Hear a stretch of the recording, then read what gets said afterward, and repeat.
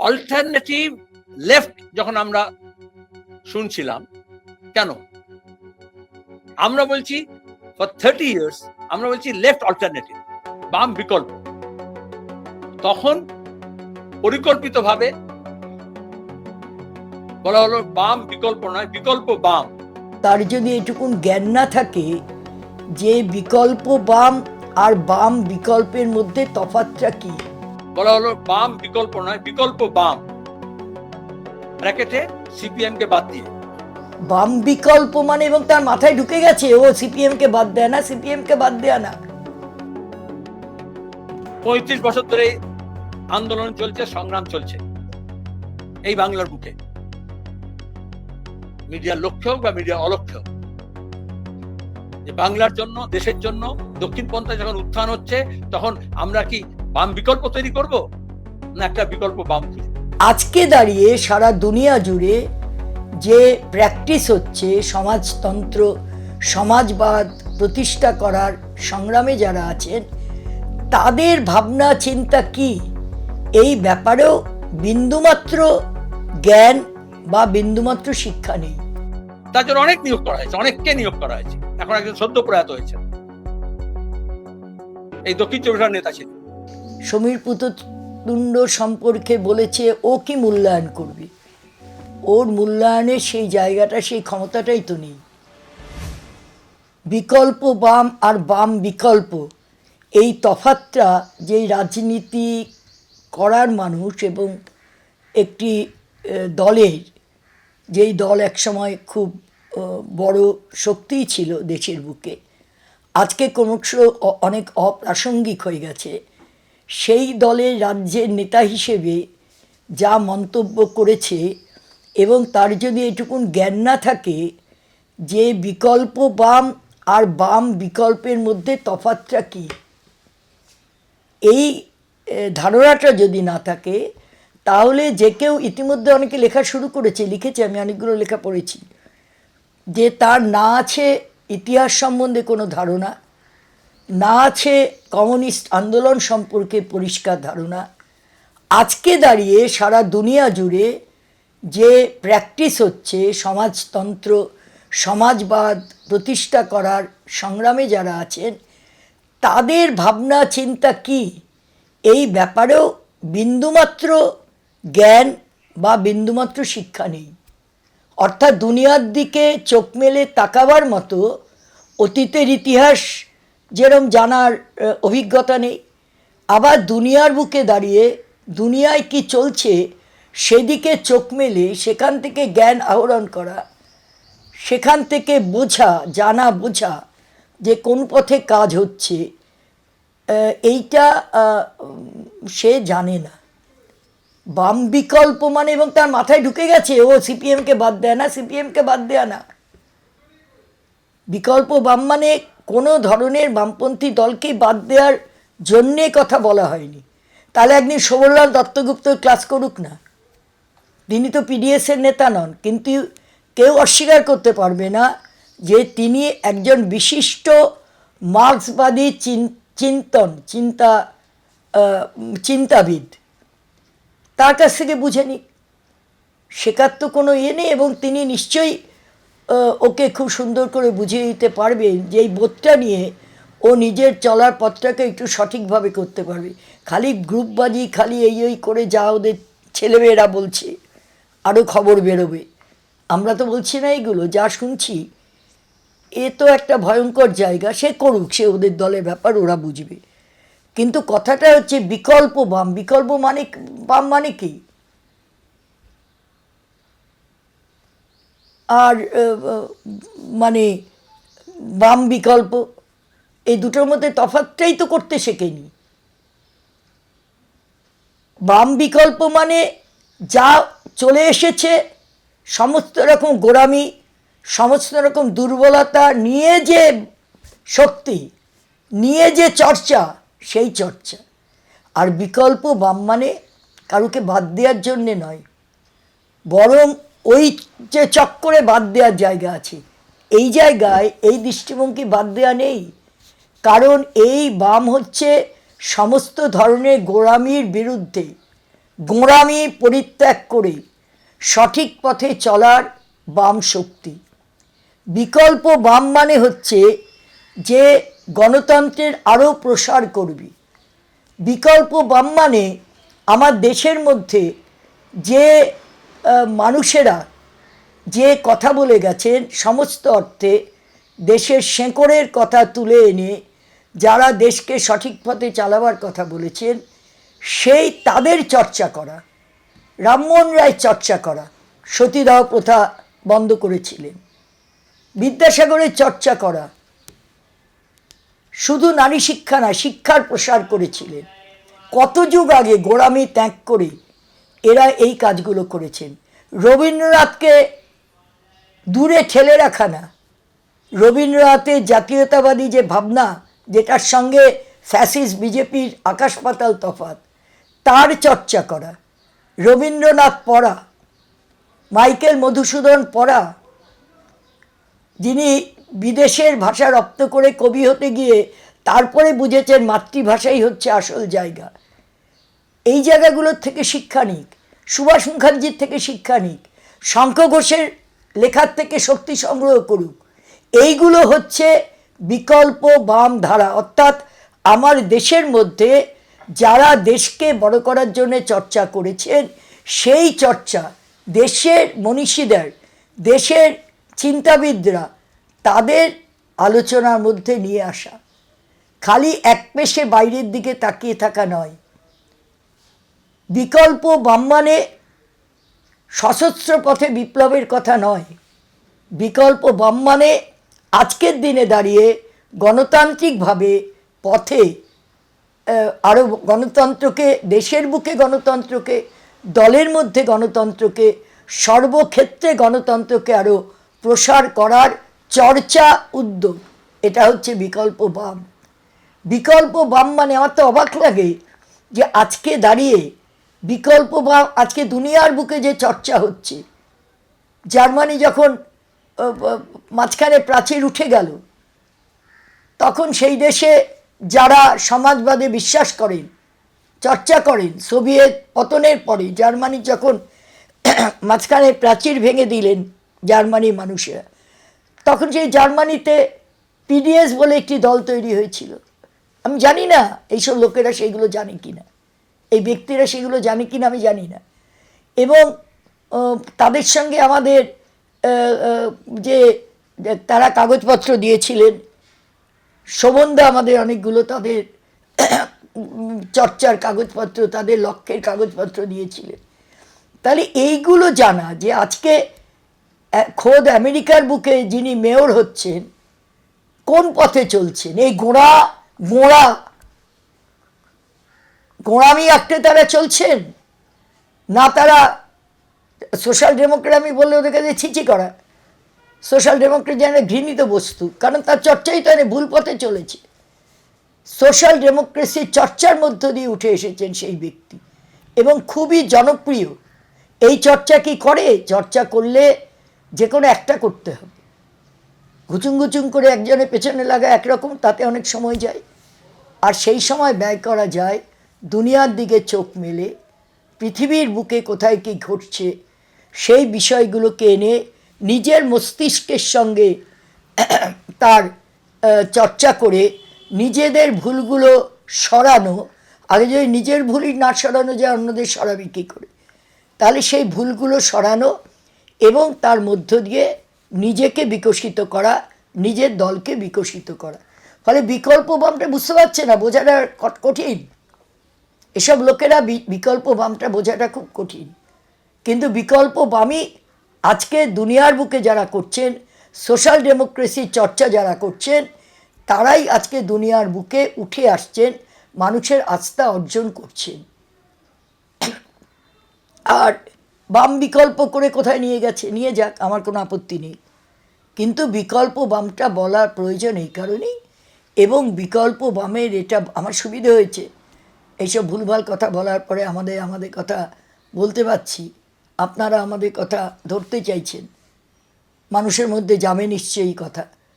এবং সেই বিকল্প বামের পক্ষে অনেকেই, বেশিরভাগ মানুষই এসে দাঁড়াবে। এই জায়গাটা ভয়, ভয় এই জায়গায় যে সমীর পুততুন্ডু চলে গেছেন, সেই দিন সৈফুদ্দিন, আজকে কেউ কেউ সৈফুদ্দিন চৌধুরীকে আলাদা করার চেষ্টা করছে, আরে দুজনে মিলেই তো পিডিএস তৈরি করেছেন। সৈফুদ্দিন চৌধুরী তো মৃত্যুর সময় পর্যন্ত যতক্ষণ কথা বলতে চেয়েছেন, আমি সামনে উপস্থিত ছিলাম, রুকসানা ছিল, আমাদের বলেছে, সফিদার মা ছিলেন, কত মহিয়সী নারী, আমাকে বলেছেন তোমরা এই পথেই চলবে তো, তাই তো ওরা তো পথ ঠিক করে দিয়ে গেছেন। সেই পথটা আজকে কোথাও চ্যালেঞ্জ কেউ করতে পারেনি, বরং এই পথটা ঠিক, এটাই আলোচনায় উঠে আসে। এই পথে প্রাসঙ্গিকতা আছে বলেই এই দুই নেতা চলে যাওয়ার পরে এত চর্চা হয়। আজকে হঠাৎ করে কেউ কেউ সৈফুদ্দিন চৌধুরী ভালো ছিল, আরে ভালো যদি ছিলেন, আজকে যারা বলছো, সেদিন যখন সৈফুদ্দিন চৌধুরীকে এই বিনয় কুমার কি মারাত্মকভাবে আক্রমণ করেছে, গণশক্তি লিখেছে, সমীরদা তার বিকল্প লেখা লিখেছেন, আমাদের কাগজে বেরিয়েছে, সেই লেখাগুলো যদি সামনে ধরি, আজকে তারা কি সেদিন প্রতিবাদ করেছিলেন, বলেছিলেন? আজকে মানুষটা চলে গেছে, অনেক বছর হয়ে গেছে, সমীর পুততুন্ডুর যদি আক্রমণ করতে হয়, তাহলে সফিদা খুব ভালো ছিল, এটা বলতে হবে, এটা মনে রাখতে হবে। সফিদা, সমীরদা দুজনেই পিডিএসের জন্ম দিয়েছেন, দুজনেই পিডিএসের নেতা এবং বহু মানুষের আস্থা অর্জন করেছেন, এবং ওদেরও বুঝতে হবে যে পিডিএস দলটা ক্যাডার ওরিয়েন্টেড দল হবে না, পিডিএস দলটা রেজিমেন্টেড পার্টি হবে না, এটা শুরু থেকে হয়েছে। এবং সময় একটা বড় কথা, 25 বছরের দলটা মরে যায়নি বলেই সমীর পুততুন্ডু মৃত্যুর পরে আমাদের যা কালচার আছে দেশজ, ওসব ছেলেরা কি করবে, যারা এক হাতে বিজেপিকে ধরে রেখেছে, আরেক হাতে মুসলিম মৌলবাদী শক্তি, এক হাতে তার মৌলবাদী মুসলিম মৌলবাদী শক্তি, এক হাতে সংখ্যাগুরু মৌলবাদী, আরেক হাতে সংখ্যালঘু মৌলবাদী শক্তিকে দু হাতে নিয়ে চলছে, ব্যালেন্স রাখতে পারবে না।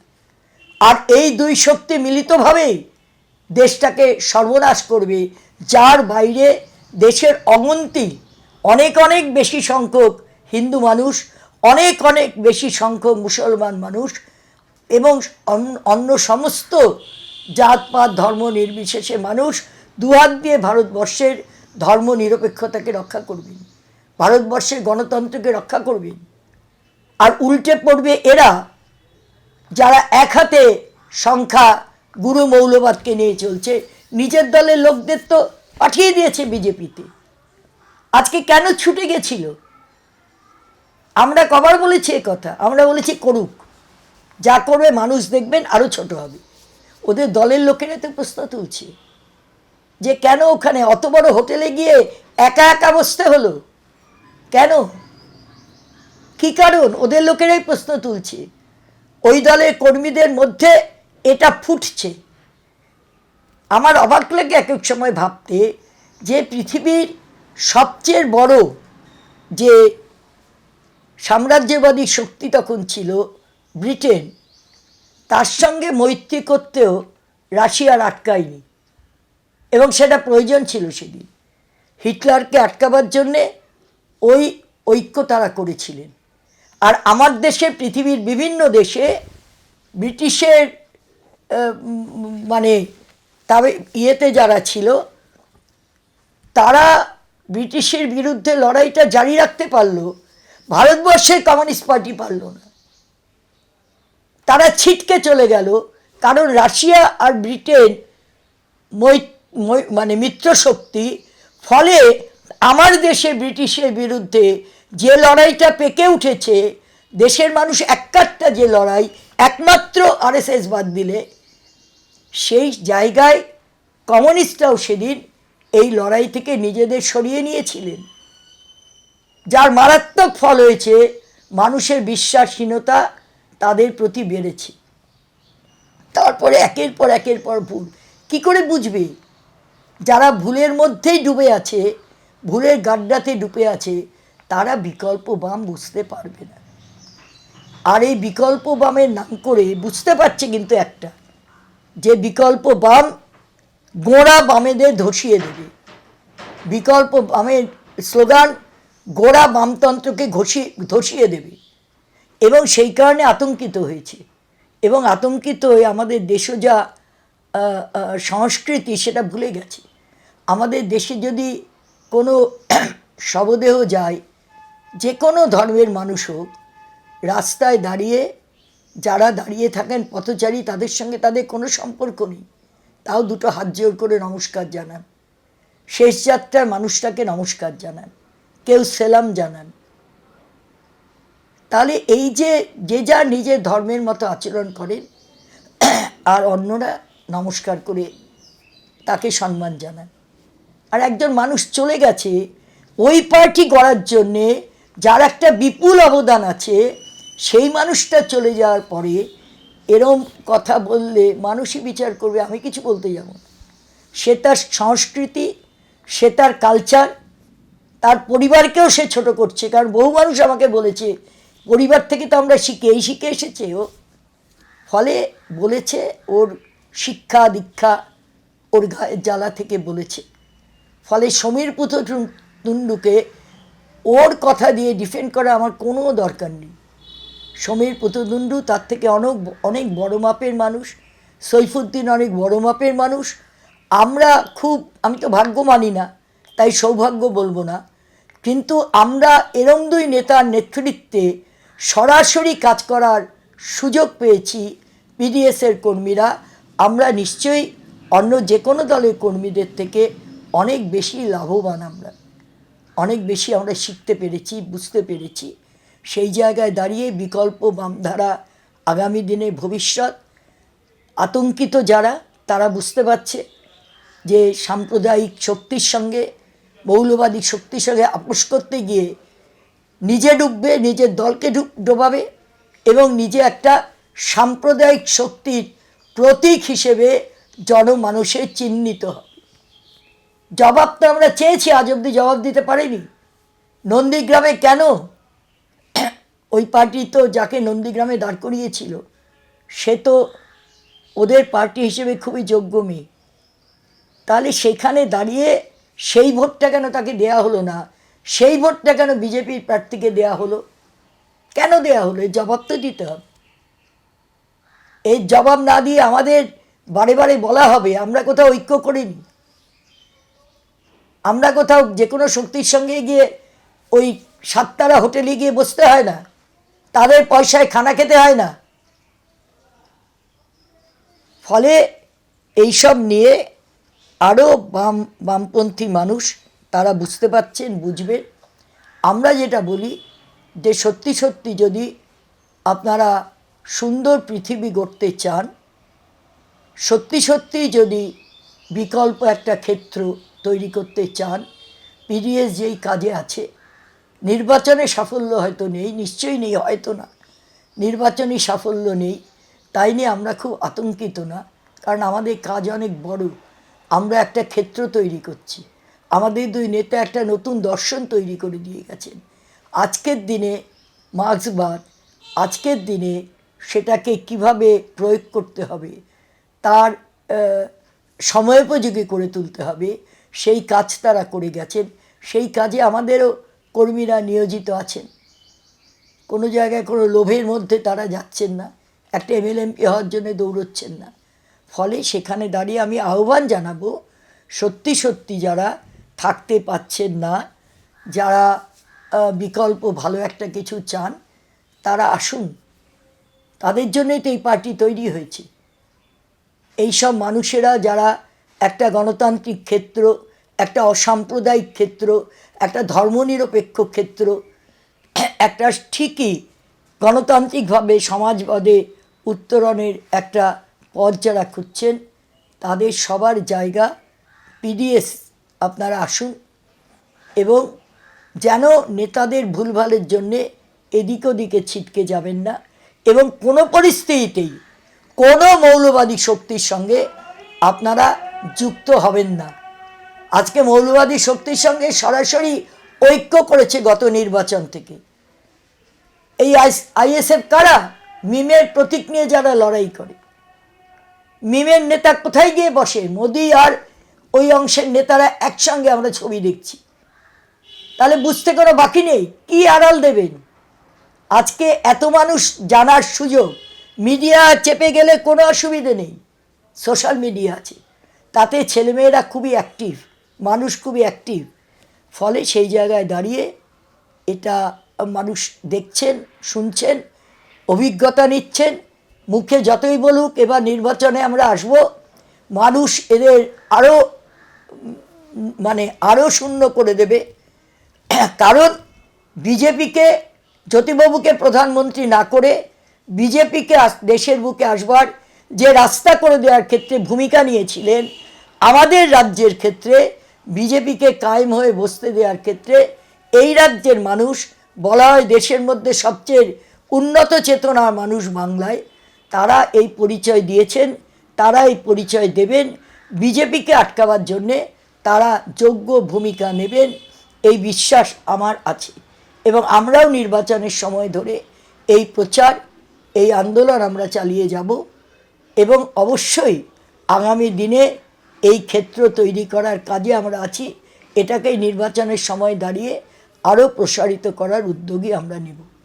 বিভিন্ন বিষয়ে ভিডিও পেতে চ্যানেল হিন্দুস্তানের ইউটিউব চ্যানেল সাবস্ক্রাইব করুন www.youtube.com/channelhindustan।